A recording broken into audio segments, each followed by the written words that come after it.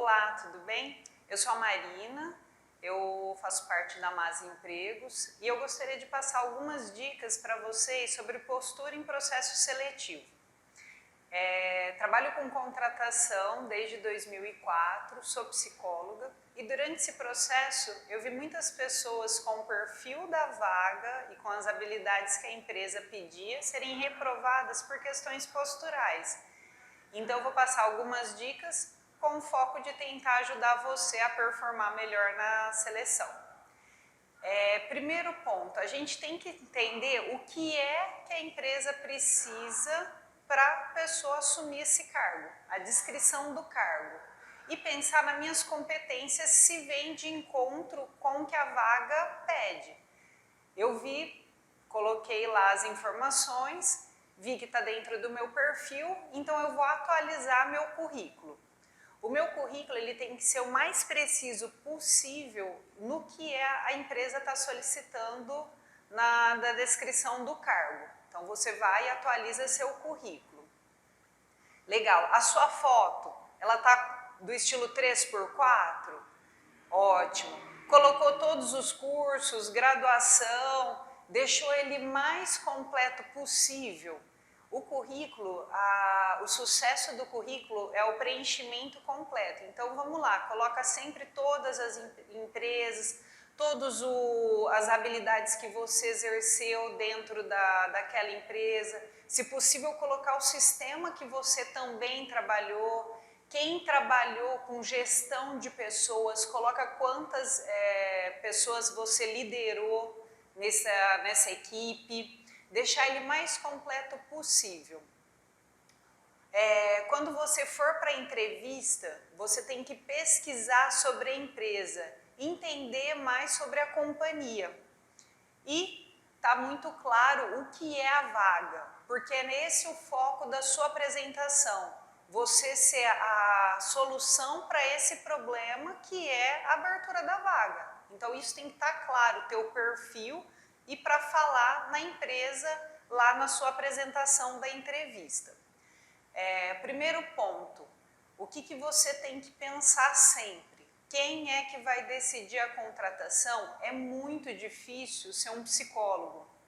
É uma pessoa que geralmente é formada em outra área, então tem que sempre deixar muito claro o seu interesse em assumir esse cargo e suas habilidades que são condizentes à vaga. Então a gente tem que falar, tá legal? Pensar também na questão da roupa, o dress code, que vira caráter com o que é da empresa, para fazer um match, né, que a gente fala, essa junção do perfil seu com o perfil da empresa.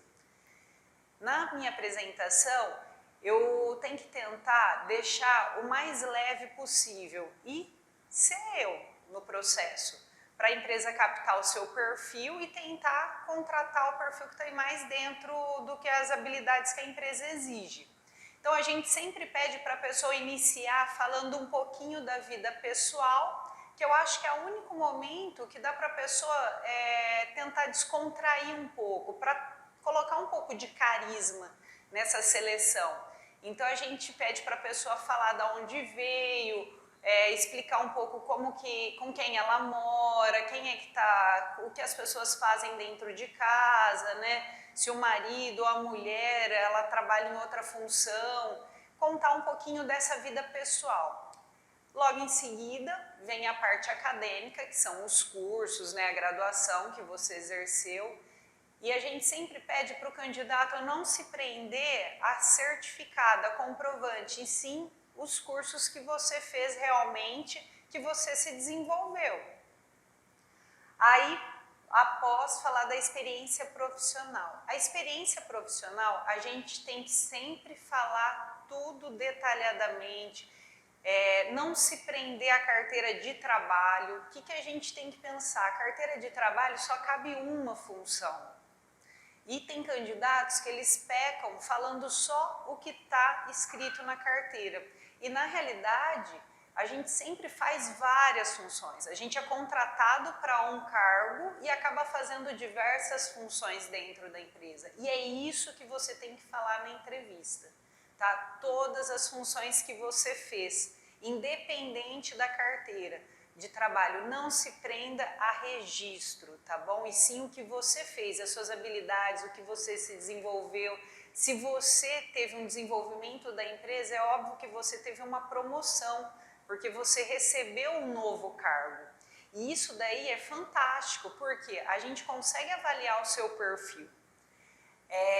Também, sempre o foco é no descritivo da vaga que você está concorrendo. E aí você pode pensar, mas a minha experiência maior não é no que é dessa vaga, mas é o que você vai focar. Porque a empresa quer entender melhor o teu perfil correspondendo à vaga. Por isso que a gente sempre fala não se prender a datas, e sim a desenvolvimento e habilidade sua. Tá legal? Então é a isso que você vai falar. Outro detalhe que os candidatos também pecam bastante é falar o motivo da saída das empresas. Sempre fale a verdade, mas nunca ficar se justificando, tentando explicar e replicar o motivo da sua saída.